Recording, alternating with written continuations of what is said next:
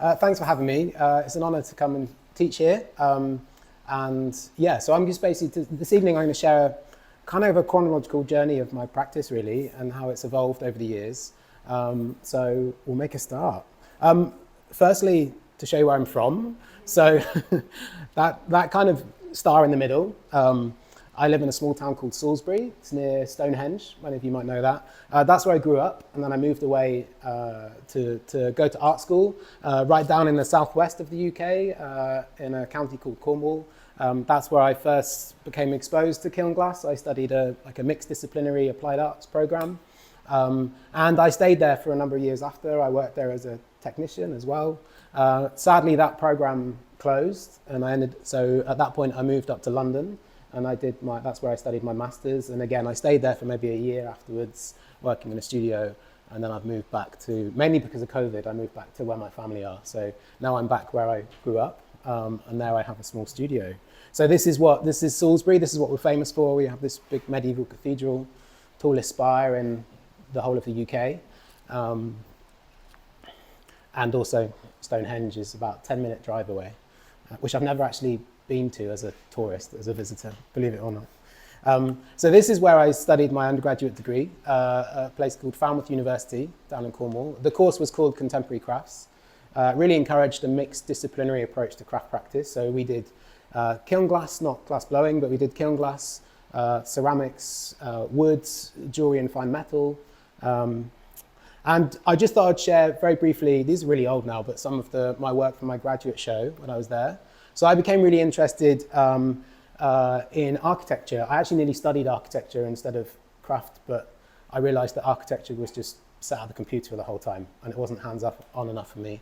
So I ended up studying a craft degree, but those kind of architectural influences came into my work. I was really interested in vernacular forms of architecture, traditional forms of architecture. My dad was a carpenter and joiner and made traditional timber frame buildings, so hence the inclusion of the timber and the wood. And then the elements on the top here, these are individually cast and then cold worked and glue laminated together.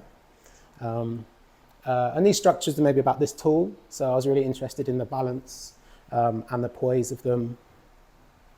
And I just was quite fascinated in what it means and what it says to combine glass with other materials, and also the technical challenge that presents.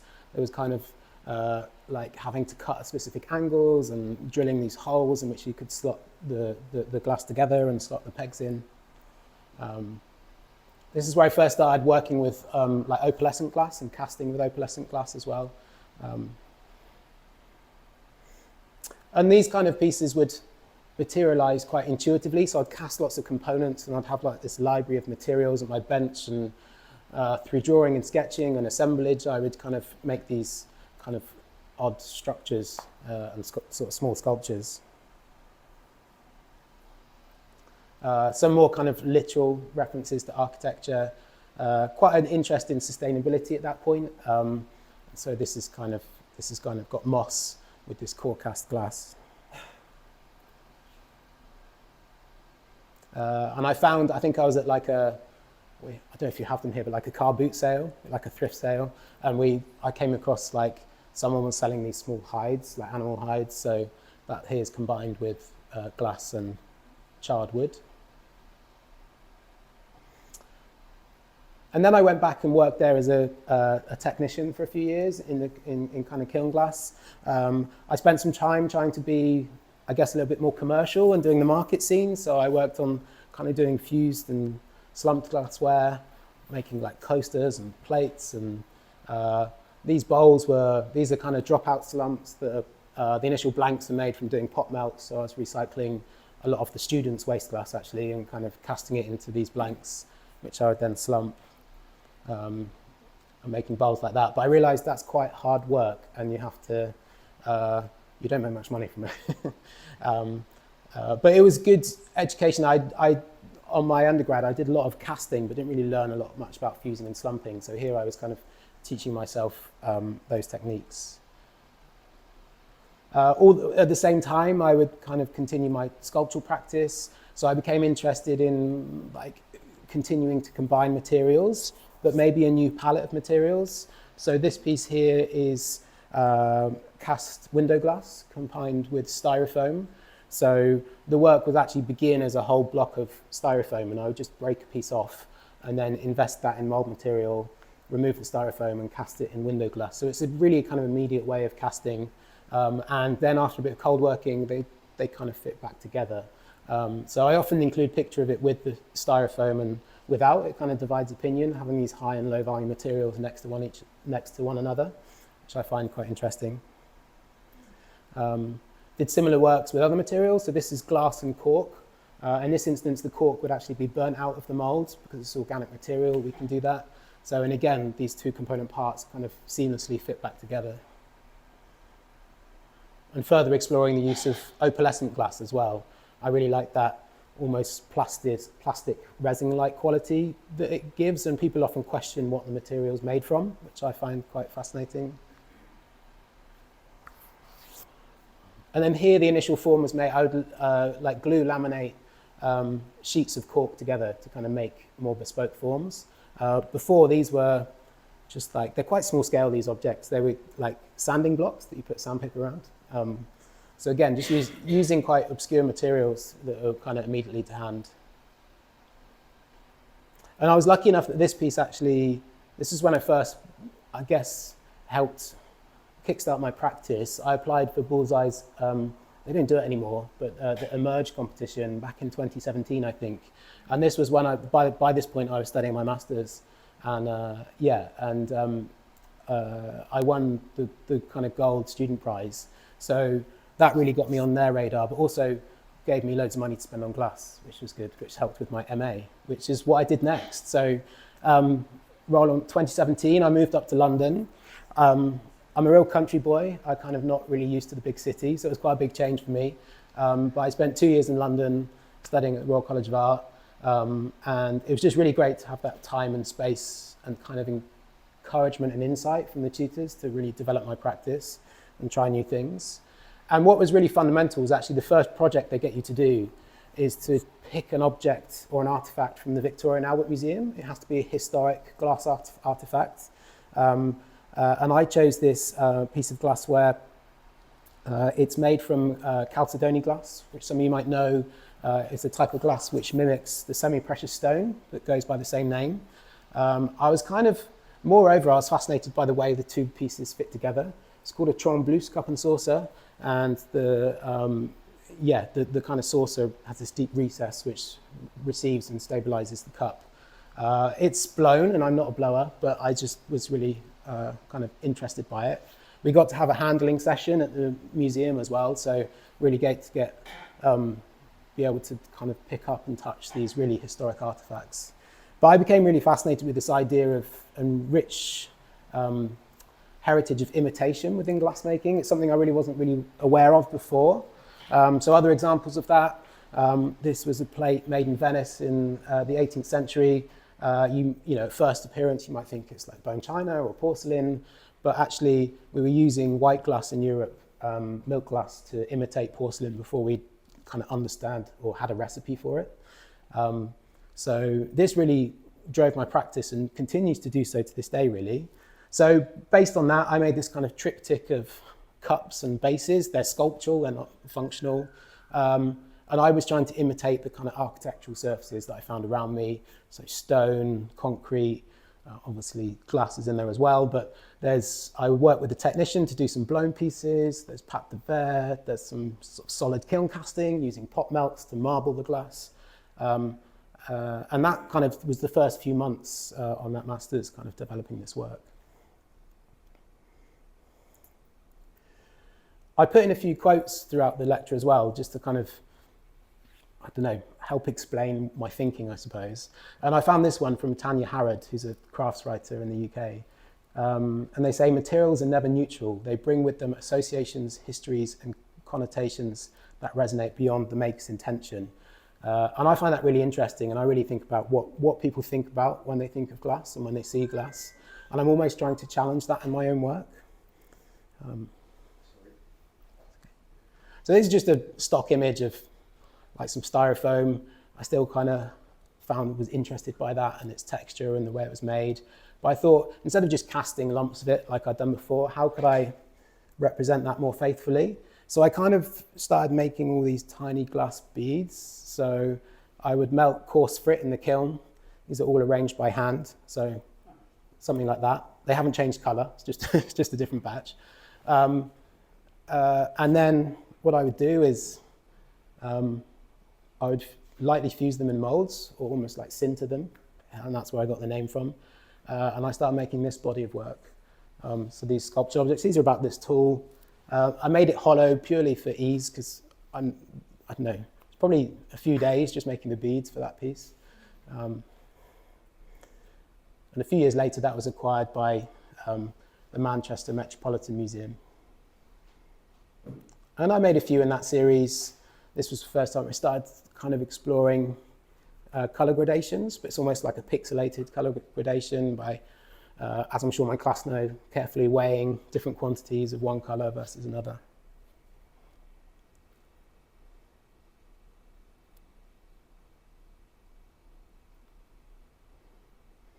I'm quite interested in kind of using quite ad hoc and immediate ways of mold making. So for example, this piece, I used a stainless steel ring, some vermiculite board, and I propped it at an angle in the kiln so that the glass would fuse and slump in a particular direction. And this was like a wall piece, so this had some little locators on the back and sit on the wall.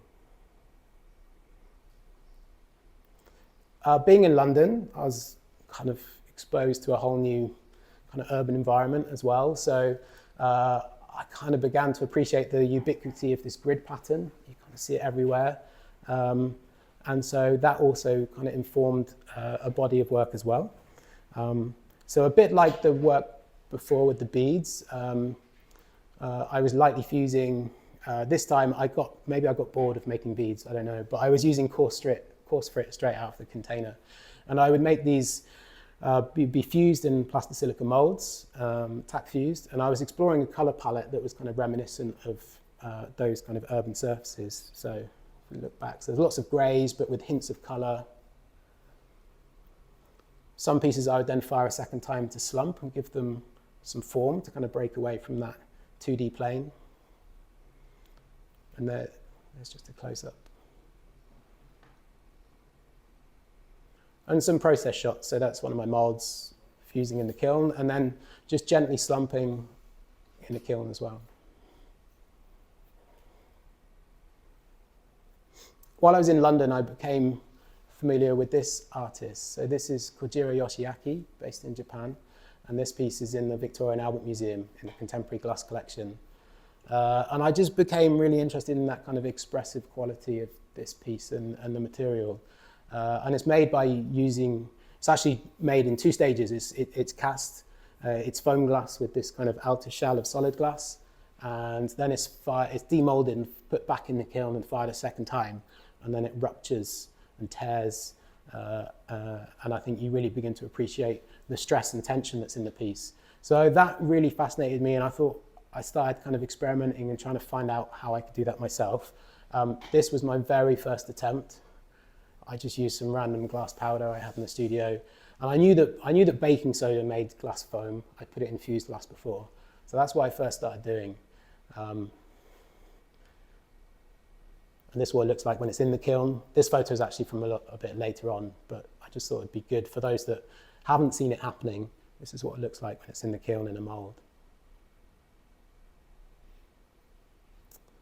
And then I kind of returned to that idea of these like assemblages. I'd often do lots of little tests. I'm not very decisive. I'm not very good at committing to a piece. I just kind of faff around and make little things, and then I end up kind of bringing them together in the studio. And I quite like that way of making.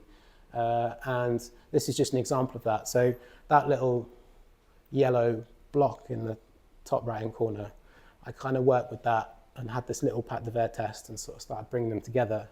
And that was informed, again, by some of the architecture that was around me. So this is just an image just to show where that was kind of coming from. And that rubber band, you can see how that's kind of represented by these steel straps on the building. Likewise, this piece was, this was actually informed by the view out of my studio window at the Royal College. So there was like this corrugated steel sort of roof out of my window. So I used the reeded glass and slumped it over some corrugated roofing sheet to give it that wave. And then this is like a foam glass panel, which is kind of informed by the skyline. I was actually fortunate enough to exhibit my grad show collection in my studio space, so it kind of related to the view outside, which was quite fun. And again, this is how, so by laying the glass powder mixture in a mold, gradually changing from one color to another, using a pink color and adding small amounts of blue, it kind of gave this color gradient. What I really appreciated here was that because I was working with glass powders, I found that you could really control the color and you could create your own blend and mix and hue of color. And then I began combining the foam glass and pâte de verre further. This was towards the end of my master's now. I started making these lidded jars, containers, so the container itself is pâte de verre. And again, using fine frit enabled me to kind of mix and blend colors and make my own unique palette. And then you have these lids, which were made with glass foam.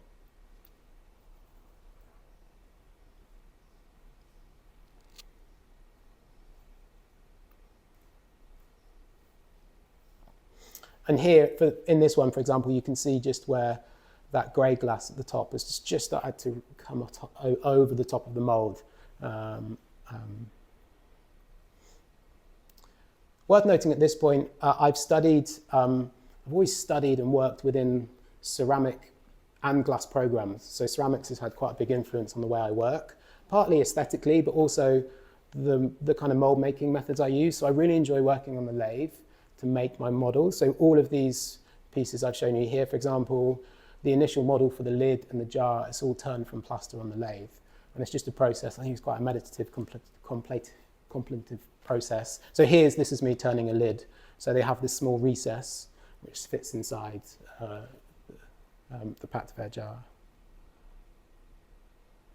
And then kind of finishing off my master's where I made a series of pendant lights. I realized with these lidded jars, when you took the lid off, the light really activated the glass. And so I decided to make a range of lighting as well. So this was this was like the last 4 weeks, I think, of my master's program. And this is what it looks like when you're putting the glass. People often ask, how do you put the light fitting on? Do you drill a hole? Do you put a hole in the piece? So I kind of put a hole in the piece. So that's what it looks like before I put the powdered core in and it goes in the kiln. And that was my grad show collection back in 2019. So you can probably just see those the hanging pieces over there and the kind of view beyond, which informed them. There was kind of, quite a broad selection of techniques, but I feel like there was this kind of aesthetic language that tied them all together.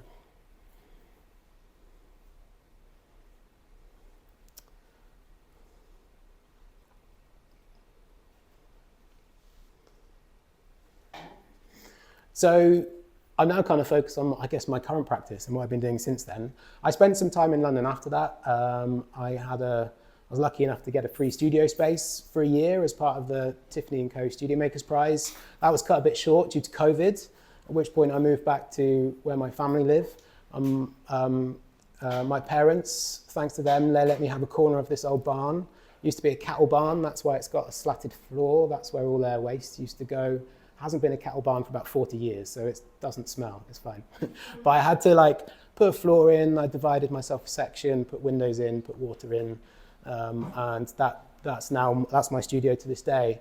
This is quite an old picture, but that was when I first kind of moved in. I started still recovering from COVID, so I started doing quite a lot of online teaching. So I've got a tripod on a trolley and a laptop on a box, and yeah, doing kind of like live online masterclasses. It's not that empty now. There's quite a lot more stuff in it. But I spent a lot of time doing some more color research and testing. I actually developed this method of making these color samples for pâte de verre after my master's. And I've kind of been building this color library, and that informed like a new collection of work. And these pâte de verre, these footed bowls, again, that kind of reference to ceramics. I've always been a huge admirer of Lucy Ree, a very famous British Austrian ceramicist, particularly the forms of her footed bowls. You have these bowls with these really pronounced feet. And so that kind of informed these pieces here. I think I've got one of them down there on the crate. I then really tried to push the color gradations and kind of bring more into one piece. So, and kind of increasing the scale as well. Some of these are about this big. And yeah, they might take like 2 days, for example, just to put the glass paste in. These were acquired by the Glass Museum in Coesfeld in Germany a few years back, which was great. And here I think I've got, next slide, I've just got a few process shots. So you can see, as I'm sure the students in the class will appreciate, the kind of time and patience in building up each layer of glass to achieve the color blend. So each kind of band of glass I'm applying to the mold, I'm gradually changing the ratio of one color to another to create this fade. And then once you've applied the glass, you then need to really compress it in place really hard, tightly. So this is me kind of tapping and smoothing out the inside. The mold determines the outside shape, but as the artist, you're in control of the inside. So trying to keep that nice and smooth is quite important. And then lastly, once it comes out of the kiln, the moment of demolding and divesting the piece.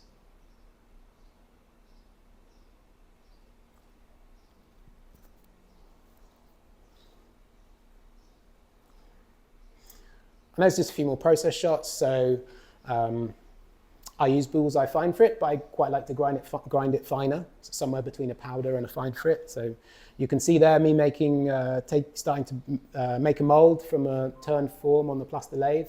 So you probably noticed that I work a lot with dropout shapes. So I try and, because the glass element takes so long, I try and make the other elements a bit more efficient. So I kind of take my plastic silica molds directly from my turned plaster forms.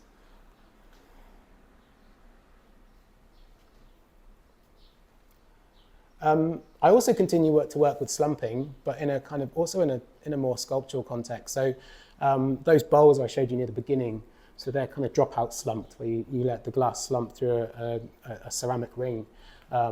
But I was kind of interested in what happens if you put stuff underneath that and interrupt that flow of the glass. So this is a slumped glass combined with a piece of brick, and they come apart and go back together. So that's the constituent parts. Again, that notion of assemblage and the way things fit together really intrigues me. I really enjoy mold making. I really enjoy making part molds and the way they fit together. And I think that's why I just like that idea of how things go together. And this is how that was made. So that same piece of brick is what goes in the kiln. So it's not just the kind of part of the final object, but it's the mold as well that you kind of shape the glass over. So it's coated in kiln wash so the glass doesn't stick, and then that's cleaned off afterwards. I made one more piece in the Sinter series. That's the last one I made. That's 4 years ago now. I don't have the time or patience to make all the glass beads. But that ended up in the US. So around this time as well, I discovered a new foaming agent for the glass. So I now use calcium carbonate, and it's much more volatile, and it gives you a much better reaction. I also started teaching it as a workshop, and I wanted to find a way where I could teach beginners and novices, those that don't have any mold making experience, how they could use it. So I started exploring if I could just put it straight on the kiln shelf, no mold, and see what happens. So these are some early color tests, and they were to inform this piece of work, which is a large wall panel. It's about 50 centimeters square. And all of this is just lots of weighing and mixing glass powders. This is what it looks like on the kiln shelf. So each mound of powder is made up of 2 or 3 different colors, and the foaming agent as well. So it's probably like a day or a day and a half just weighing and mixing, just hoping that you didn't forget the foaming agent in one of those little piles, because it would ruin the whole piece. And I just about maxed out my kiln. I think it was a centimeter away from touching the side of the kiln. But this opened up a whole new range of possibilities for me in terms of not only teaching the process. I teach it a lot in the UK online to people that just have a fusing background, so it kind of works really well for them, but also for my own practice.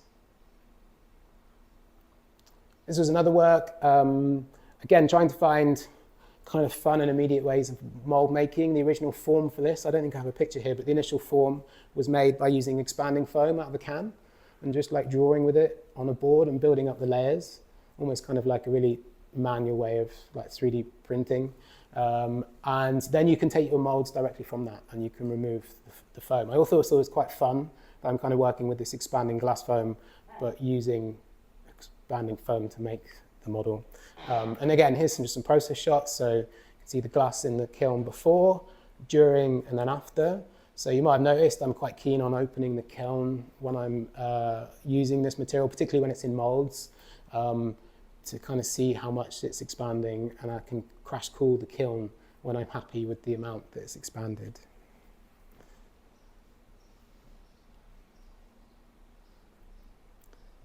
I often like returning to old work and kind of reusing molds from before. So this goes back to those grid pieces that you saw earlier. So I'm using the same silicon rubber positive and making new refractory molds, but I thought, well, what happens if I put the foam glass in there? So this is just, again, like a wall piece. I really like the uniformity of the grid pattern, but then it becomes distorted by the kind of movement and flow of the glass foam. And then this is actually a wall panel, but I kind of photographed it flat. And again, this is just, as you can see on the next slide, this is just like mounds of different colored powder with the foaming agent. Through doing all of these works and research, it really became apparent how different colors behave as well, because the kind of metal oxides that are added to glass to give it its color change the viscosity of the glass. So some glass foams really well, other glass doesn't, and it's quite stiff. And therefore you can dilute it with clear to make it foam better, but then you also kind of lose some of the color. So that's kind of what we've been learning during the class here.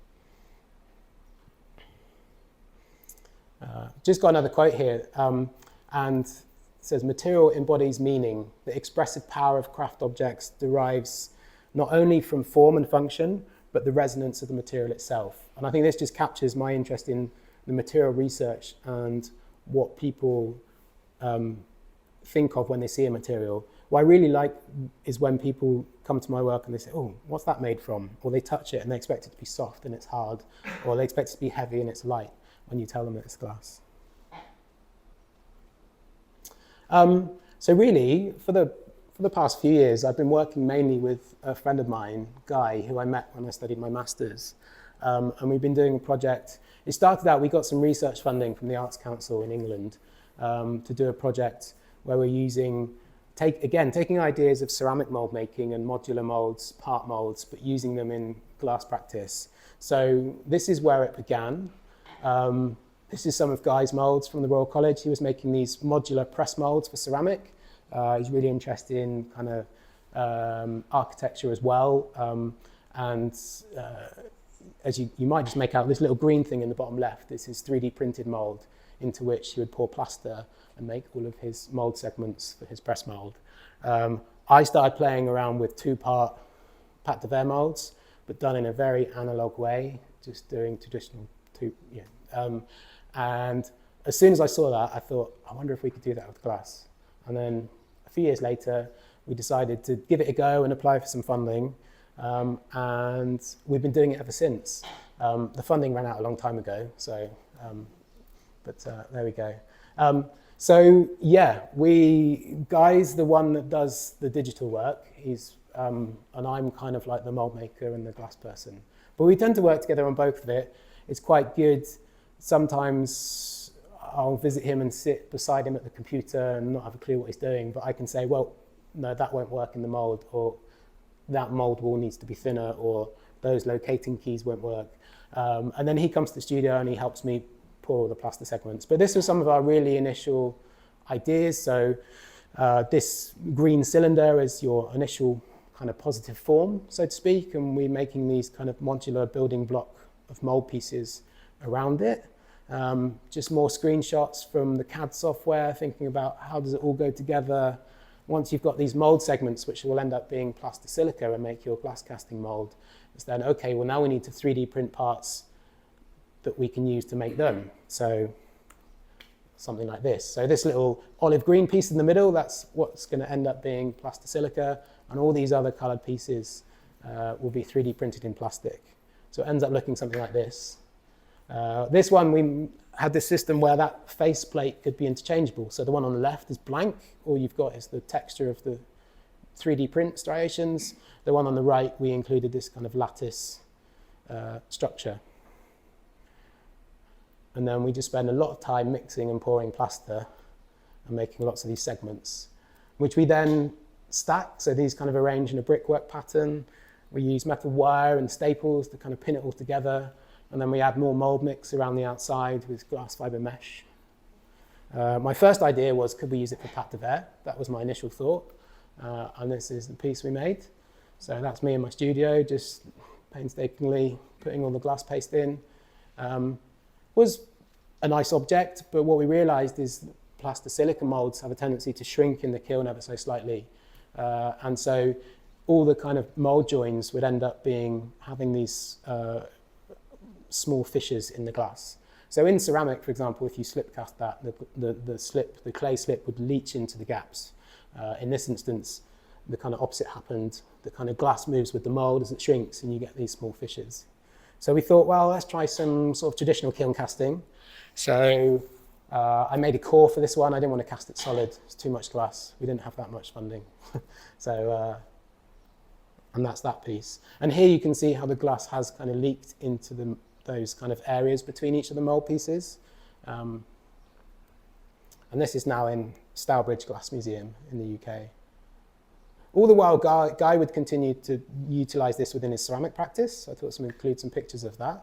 So this is, I think this is the biggest mold he did, something like 96 mold pieces. Obviously, the joy of ceramics is he could reuse these mold pieces for press molds. In, as you can probably see here, they become waste in glass.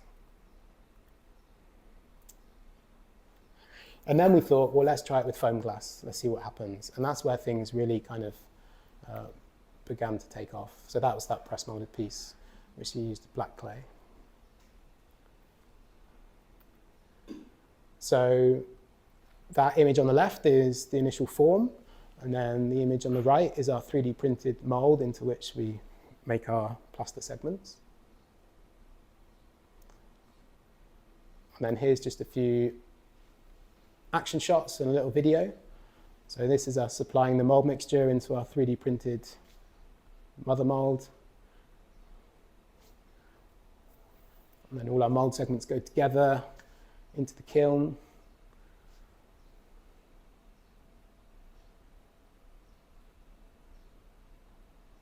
And you can see there down, again, observing the kiln when it's hot.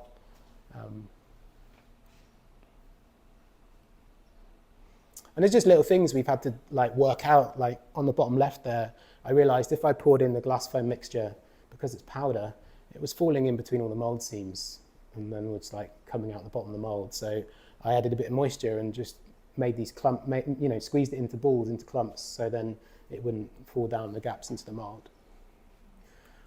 And then that was that piece there. And that one's about this big. I think this one actually, I think I was telling the class, it actually hit the roof of my kiln when it was cooling. So the glass often continues to move and stretch even when you're kind of cooling the kiln, because there's a lot of thermal mass inside the glass. So they didn't stick, luckily. This was another example where we planned to make this large torus shape. As you can see in the top left, that's the digital model. But we thought, what if we make each of these mold segments, you can see it looks like a smiley face, but these locating keys in this groove allow each of the pieces to be articulated like that. I kind of explain it a bit like a children's train track, but in kind of 3 dimensions. So I'll be honest, the first attempt when we did the torus, the mold, I don't know if I've got a picture, the mold blew up and it didn't quite work out. And we thought, okay, we'll try one where the mold's open and it allows the glass to expand out. So this is us building the mold. Here I was using builder's strap to hold the mold pieces together. So So that's the mold in the kiln during the firing and after the firing. And then that's the finished piece. And again, we really enjoy the sort of traces you get from all the mold seams where the glass has forced itself into the seams. I think that's become quite not common, but you see it quite a bit in ceramics, in kind of slip casting, like intentional seams where you kind of the ceramic slips allowed to flow into the mold seams, and we really enjoyed that.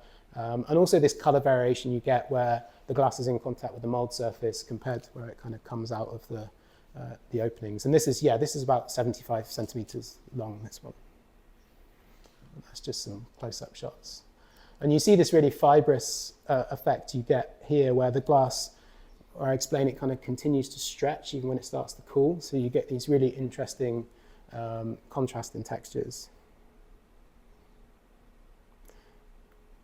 This was a piece where we tried to do, first time we tried to do one that's fully enclosed, as in there's no opening. So traditionally in a kiln casting, you need to flow the glass into the mold through an opening. But obviously because the glass expands in size, we thought, well, there's a scope here for the glass to kind of fill the mold from the inside out. So here you can see all the mold segments we've been making, assembling them here. And we're actually having to add the glass while we're building the mold because there's no way to put it in afterwards. So this is the mold joined together. We would then put more mold mixture around that to secure it. And the other problem with these is you can't see what's happening in the kiln. So I did open this kiln, but there's nothing to see. So you're just hoping that you've got your volume calculations right. Every color expands differently as well. So it took a lot of practice to get to this point, but that was the finished result. So it just about filled the mold. And again, you can see the traces from the mold seams. After that kind of successful piece, we thought we got quite ambitious and we thought we'd do loads of kind of contained pieces. So this was another one. So again, all the mold segments, building the mold. You can see the green glass being put in the mold as we build it. So quite a lot of work, quite a lot of patience. That was before and that was after. So mainly to show that it doesn't always work. And we've had quite a lot of failures. So this piece, the glass, the pressure of the expanding glass foam, it snapped the wire that was binding the mold together. It burst open the mold. But what came out of it was a really interesting object. And that was this here. So you can see these little shapes here. These are actually the keys that were meant to kind of locate the mold parts together. So the glass has kind of picked up those, all these fins that come out. That's where the molds burst open and the glass is kind of oozed out of those gaps. On the next slide, I've included, that's a CAD model of what it should have looked like.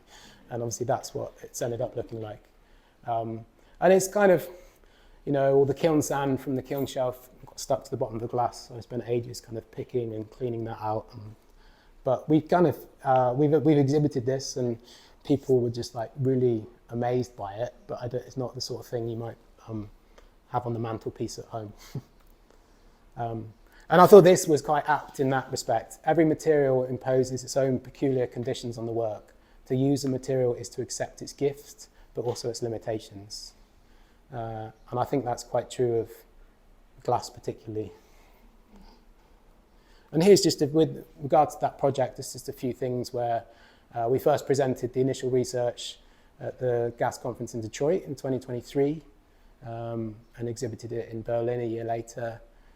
We've shown at Collect, which is a big craft fair in the UK, and won a few prizes with it as well. So we continue to make work.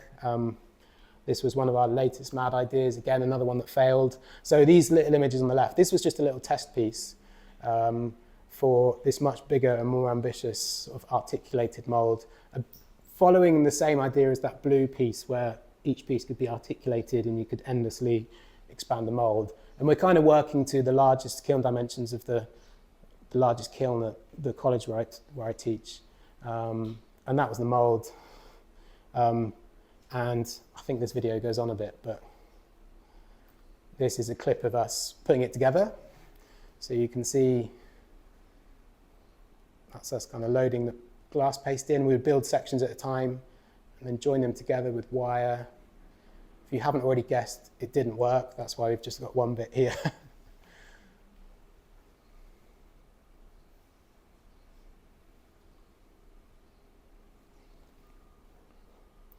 I'm going to go forward a bit. So this is where we start to divest and demold the piece, and we realize that it's broken into lots of small sections like that. So, but recently we thought, well, we'll try and do something with these pieces. And going right back to my undergraduate degree, where I kind of learned some fundamental fine metal techniques, I've been kind of making these copper pieces to kind of cap some of the segments, join some of the segments together. And my partner does a bit of silversmithing as well, so she's been kind of giving me some advice and helping. But it's kind of, anytime we do something silly like that and try something really ambitious, we often take a step back and say, okay, let's do something a bit more simple. So this one's just 5 segments. But what we did do is we added more glass to the mold during this one. So opening the kiln while it's hot, and it's given this really interesting color variation. And also the way the glass is expanded out of the top of the mold has been really fascinating as well. So this is one of our latest pieces.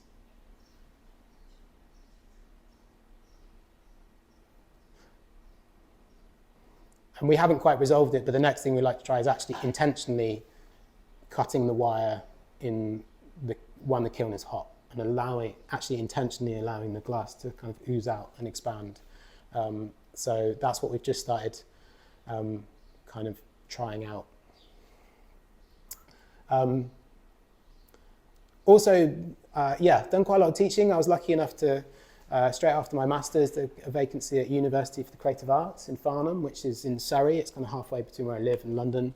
And I worked there for years as a senior lecturer, and then for the last year I've kind of stepped up and was running the programme.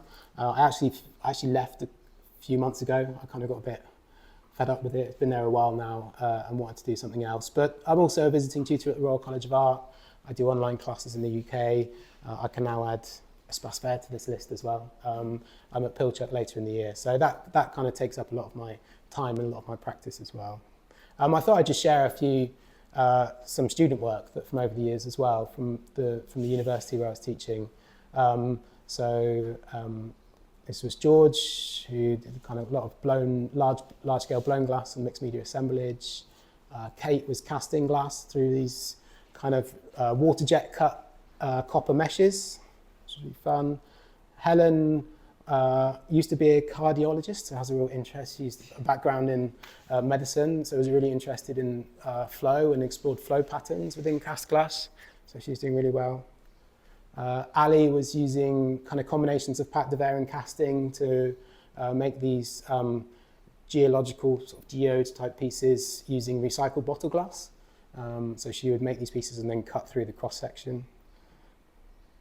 Steph joined us actually from the USA, used to be a fighter pilot in the US Air Force. And so a lot of her work was about kind of the experience and phenomenon of being kind of up in the sky and looking down on the ground. Bit of a shameless plug, I do have a pre-recorded class with warm glass in the UK, so if you want to, this is all about pâte de verre with foam glass inclusions, so you get to learn both techniques in one at kind of fundamental level. But this image here just shows taking, again, the foam glass doesn't always work, it's just a way of taking some of my waste pieces and breaking them into segments, and then you can add them to your model. And when you make your mould for the pâte de verre, they stay in the mould, and you put your glass paste in, and it fuses to the foam glass. And I think that's me done. Thank you.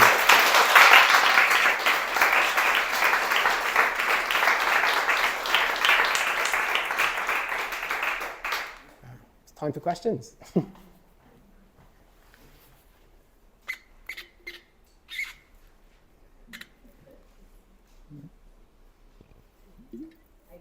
Yeah. I don't know how many slides you have. Thank you for the presentation. Okay. Great. You're doing one of the first projects that you showed to us was the lamp with the Padela. Yeah. And you say you left the hole to put the light bulb in it. Yeah. Did it have a reset, or Yeah, so I include like a little recess when I turn the model on the lathe.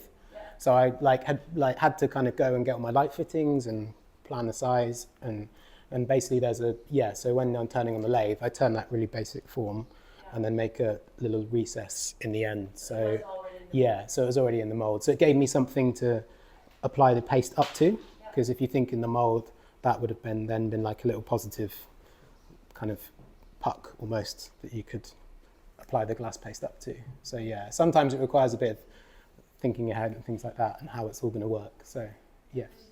And the first project that you showed to us with the multiple parts mold, like I think it's the one with the X on it. Yeah.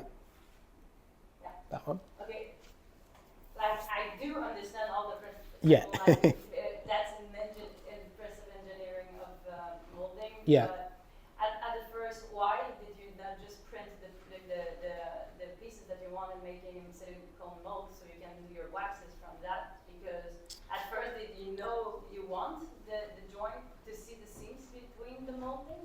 I knew it would be a possibility, and I think it was more over curiosity would this molding system work for glass? Because it's really common, you see it a lot in ceramics. And I mean, that was what I gave you there was a really brief overview of the project, because sometimes I give our lectures just about that kind of research that we've done. But yeah, some of the intention there was just to see if that system of mold making could be translated into glass, and what glass process would it work with. I mean, I knew from experience of just doing simple two-part molds in pâte de verre that there is potential for you to get some flashing on the seams. There are people that will do kiln casting in two-part molds. Sometimes it's a simpler approach than doing really complex waxes. But if they're cold working the seam, it doesn't really matter. But we became really Because you wanted to be able to reuse all the pieces? No, because we can't. It's just, it does sound a bit pointless and a bit stupid when you reflect on it. And sometimes we think about it and we think, well, why are we doing this? Like, what's the point? But where we've got to now, I mean, even this, for example, like I was fully anticipating, I didn't know how much the glass would flow out of those seams, but to get these, and they're very delicate, so I have to take extreme care when I'm demolding, and because I think if they snap off, then suddenly they doesn't look very intentional and they look broken. But having these thin areas of glass, that became a real kind of area of interest for us. And I think it really came into its own when we started doing them in foam glass. At the first, you knew you will have that, and after that you can work with it, or is it I think we made two pieces with pâte de verre like this. We did one with the X's, one without, and we thought, well, you're going to get these seams. There's not really a way around that. Like, it wasn't about trying to make this object. It was exploring the process and that molding process, and just seeing if it was viable, really. Because I've seen it in, like, I've seen, there are books by, I can't remember, there's a book in the UK, Techniques of Kiln Form Glass, and there's a section in there about pâte de verre and how you can use multiple part molds to make pâte de verre. And that's where, that's where I was kind of, if I go back to where it kind of started, that little picture on the left, that's a kind of analog two-part mold where I had this pipe shape and I embedded it in clay, found the halfway line, did a two-part mold like you would do for any process, but in refractory material. And even when I did that, I could see that I might get some flashing on the seams. I think one of the other reasons as well is that because I do them quite thin, it's much more noticeable. If I'd made it thicker, it might not have been as kind of noticeable. But yeah, so yeah. So that I was just kind of showing the journey of the research, really, and so we thought, okay, my first thought, we'll try it pâte de verre. That interesting, but it was limiting. So we thought, okay, we'll do a kiln cast piece. And actually, I haven't kind of shown it in the correct order, I'll be honest. The first foam glass piece we did with it was, believe it or not, was this one. And Guy had developed this form and this mold to be slip cast in ceramics. Yeah, but he wouldn't demold properly, kept tearing the ceramic body when he was demolding. So he came to me and said, let's do it with foam. So we used the same 3D print mother mold, and we just started pouring them in refractory. And I was never convinced this would work. I told him it's not going to work, it's not going to work. And we did it and it worked. But that's why I think we're quite lucky, because then we've gone on and tried to do more enclosed things, and to get that volume calculation correct, to understand the heat work in the mold and how much that glass is expanding. We tried this piece 3 times. I haven't put all the pictures in. And every time twice it blew up, once it underfired because I was a bit more cautious with the temperature. So yeah, so it's been interesting, and now we're not it's not like a funded. It was like we got some funding which probably lasted us about a year of materials and kind of not full-time making, but paid us a little artist fee. And then since then we've just been doing it as our practice. So sometimes it's quite demoralizing. You put days in doing all of this and then, but I guess it's kind of kind of a learning experience, I suppose. And I guess you class it as research, really. But yeah, but we know that kind of things like, things like this, they kind of work. Things like rotational symmetry and an opening. So, but we're always trying to find ways of doing something a little bit kind of different with it. So, yeah. Okay. Yeah. Working with glass is quite expensive. Yes. And isn't it a way like to make glassing a little less expensive because there's so much air inside, and you have to use less material to obtain solid piece? Yeah. So this piece, I think, I used 1/5 of the glass that you would do if it was solid. So 20% of the glass you would do if it was solid. So definitely, I mean, I told the group this week, I mean, there's not, as you probably see, I don't think it is very sustainable. We didn't do it because of sustainability and using less glass, but both techniques, pâte de verre and foam glass, they do use a lot less glass. I work, pâte de verre, hollow form, I work particularly thin, so most of my pieces are quite light. The foam glass, definitely, you can also speed up the cooling and annealing, so therefore you're using less power and energy. So yeah, but with any kiln casting technique, normally your mold's wasted and it goes in the trash. So, but yeah, definitely, we do use a lot less glass. So yeah, and we can go, we're kind of maxing out, my kiln really in terms that I have in my studio, which is like just a small top-loading ceramics kiln. So yeah, and the bigger stuff I did at the college where I used to teach, but not anymore. So I don't have access to a big kiln. So that's why we're trying to think. For ages, we thought the interesting thing was scale. Oh, we can go big because you just make multiples of the mold pieces. It's not that heavy. But yeah, now we're kind of thinking, what can we do within the resources we have? And that's like trying to do this a bit more intentionally, cutting the wire, let them off. We don't put a plastisilica jacket on it. We just wire the pieces together, put them in the kiln, and then mid-firing, I'm reaching in with some snips and cutting the wire and just letting the mold kind of fall apart. So we're still kind of in the process of, we've done a few small tests and just understanding at what point to cut the wire and how the glass will behave. So, but yeah, definitely uses a lot less glass. Yeah.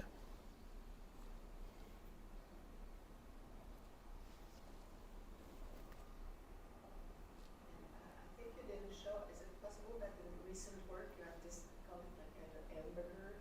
It's like a massive, colorful pieces, more like an engrenage, you pull one over the other, or no? I don't quite understand, sorry. Maybe I Yeah. I saw something in your work that was like one color on top of the other, or not? We haven't, not recently, no. I've done it, I mean, I'm trying to think if there's anything. And there might have been the image, like the colourful image of the mold with the different parts. Oh, okay. It's not this piece you're thinking of. I don't know that, but that was from a couple of years ago.